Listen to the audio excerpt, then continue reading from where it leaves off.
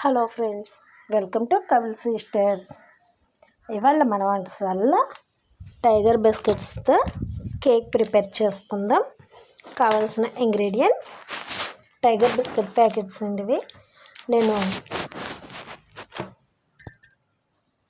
8 ప్యాకెట్లు తీసుకున్నాను. ఇవి 3 రూపీస్వి.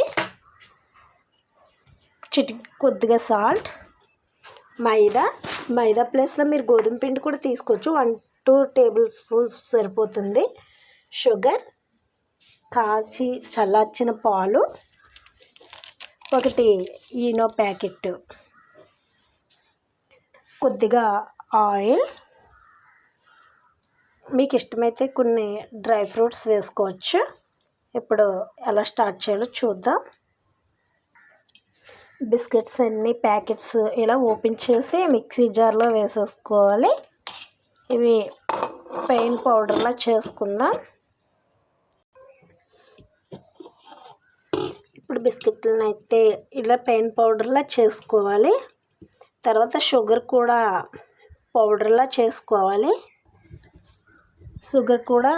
పంచదార కూడా ఇలా పెయిన్ పౌడర్లా చేసుకోవాలి. ఇప్పుడు వీటిని ఒక బౌల్లోకి వేసుకుందాం.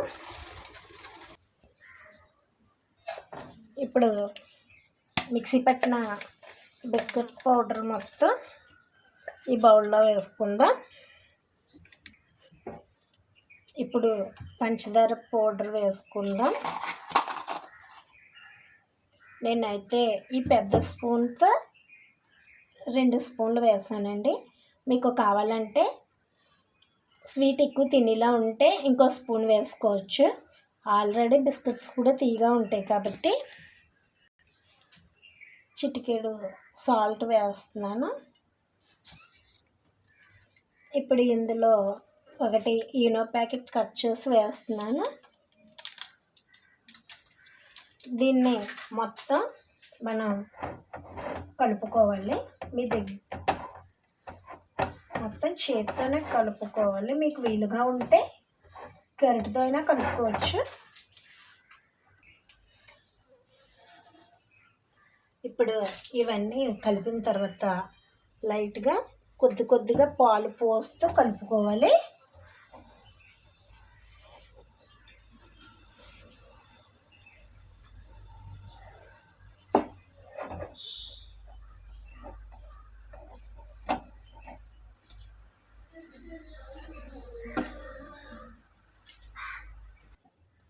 ఇప్పుడు మొత్తం కలిపిన తర్వాత ఇలా అయితే ఉండాలండి.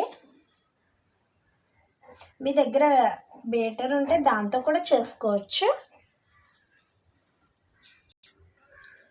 ఇప్పుడు ఇది రెడీ చేసుకుని అలా పక్కన పెట్టి మీ దగ్గర కేక్ తయారు చేసుకునే ట్రే ఉంటే అదైనా, లేకపోతే ఇలా దలసరిగా ఉండే గిన్నె అయినా తీసుకోండి. ఇప్పుడు దీనికి బటర్ కానీ ఆయిల్ కానీ అప్లై చేసుకుందాం. ఇలా గిన్నె మొత్తం స్ప్రెడ్ చేయాలి.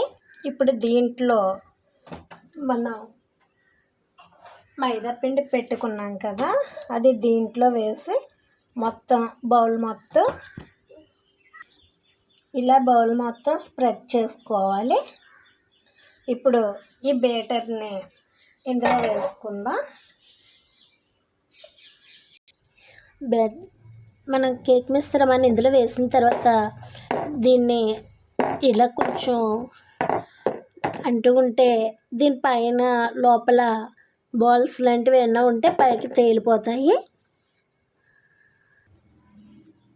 ఇప్పుడు మీ దగ్గర డ్రై ఫ్రూట్స్ ఏమైనా ఉంటే వేసుకోవచ్చు. నా దగ్గర అయితే ఓన్లీ కిస్మిస్, జీడిపప్పు ఉన్నాయి. అవే పైన వేస్తున్నాను.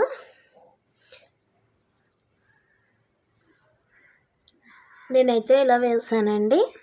ఇప్పుడు స్టవ్ ఆన్ చేసుకుందాం. ఇప్పుడు స్టవ్ ఆన్ చేసి ఇలాంటి కుక్కర్ తీసుకుందాం.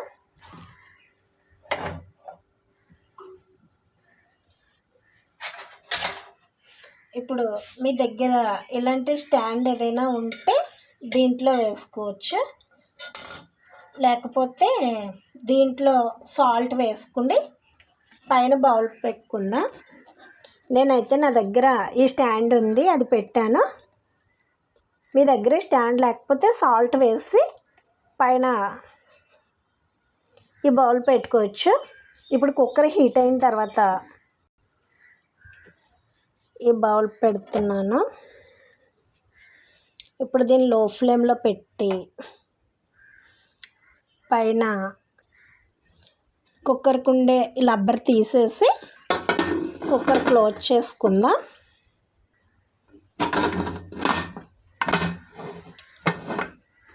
విజిల్ లేకుండా ఇది 30 to 40 minutes మీడియం ఫ్లేమ్లో పెట్టుకోవాలి.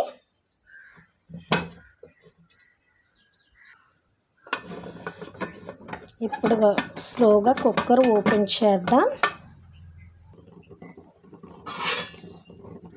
మనకి రెడీ అయిందా లేదా అని తెలియడానికి ఇలా చాక్ తీసుకుని ఇలా పుష్ చేస్తే మనకి చాక్కి ఈ చివర ఏదైనా పిండి పదార్థంలో అంటుకుంటే కేక్ రెడీ అవనట్టు. ఇక్కడ చాక్కి ఏం అంటుకోలేదండి, ఇది కేక్ రెడీ అయిపోయినట్టే. ఇప్పుడు స్టవ్ ఆఫ్ చేసేసి చల్లారి పెడదాం. కేక్ అయితే చల్లారిపోయిందండి. ఇప్పుడు మనం దీన్ని ప్లేట్లోకి తీసుకుందాం.